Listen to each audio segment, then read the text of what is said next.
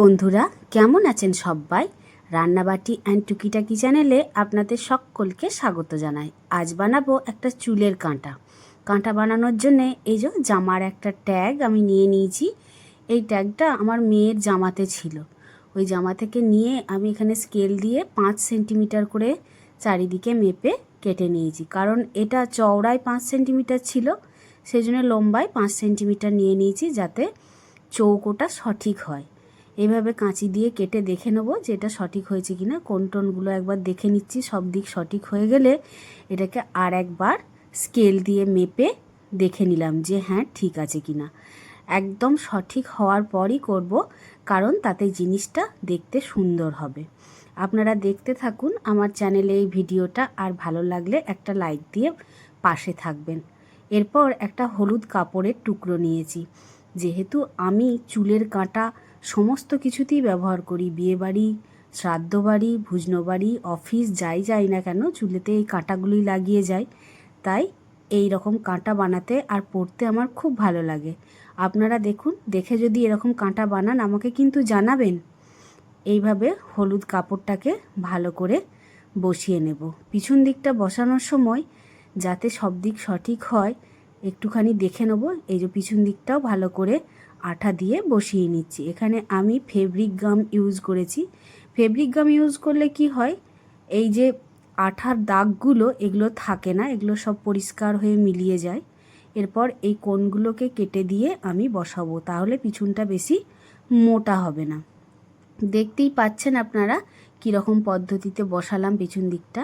এরপর আমি কাঁচের টুকরো, এগুলো আমি বাজার থেকে কিনে এনেছি, এগুলো বসাচ্ছি। আগে বসিয়ে দেখে নেব যে কিভাবে শেপে বসালে সঠিক হবে, কটা ধরবে, এগুলো আগে মাপ দিয়ে দেখে নিলাম। এরপর ওই ফেব্রিক গাম দিয়েই একটা একটা করে বসিয়ে নিচ্ছি। আপনারা দেখুন কেমন সুন্দর লাগবে তৈরি হওয়ার পর।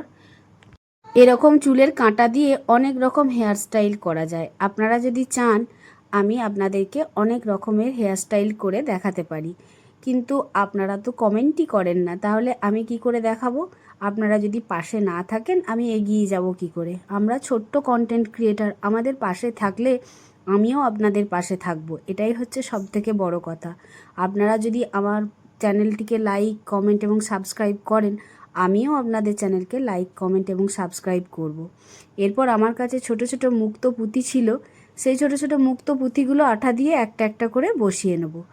প্রথমে চারিদিকে ভালো করে বসিয়ে নেব, তারপর ভিতরে যে মিররের টুকরোগুলো বসিয়েছি ওর চারিদিকেও বসাবো। এমনভাবে বসাবো যেন চৌকো ছক্কাটা ঘরের মতো হয়।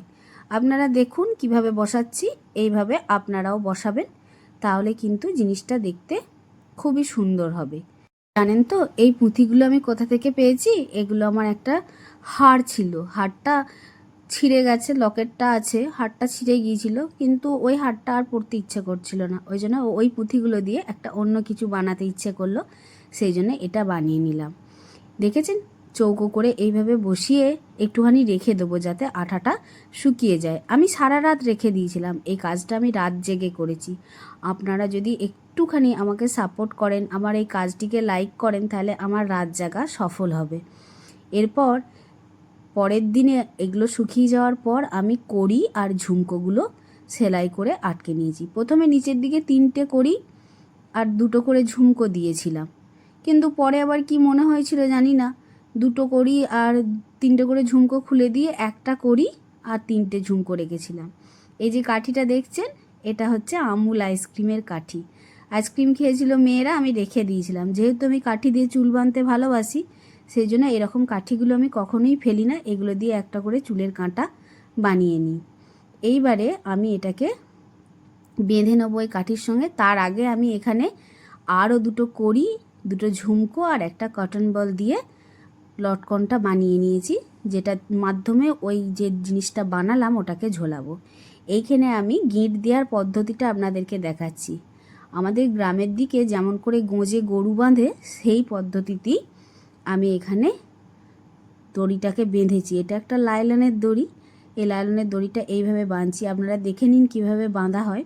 এইভাবে বাঁধলে গরুও খুলে যেতে পারে না গোঁজ থেকে, তাহলে এই ঝুমকোটা কি করে খুলবে, সেই জন্যে ওইভাবে বেঁধে নিয়েছি। বাঁধা হয়ে যাওয়ার পর দড়িটাকে আরও একবার ভালো করে জড়িয়ে নিয়ে এই যে কটন বলটা আছে ওর ভেতর দিয়ে গলিয়ে সুন্দর করে সিকিওর করে নেব। এই যে তৈরি হয়ে গেছে আমার চুলের সুন্দর কাঁটা। এই কাঁটা আমি বিয়ে বাড়িতেও পরতে পারবো, এতটাই সুন্দর হয়েছে। ভালো লাগলে please please please like, share and subscribe করবেন। ভালো থাকবেন।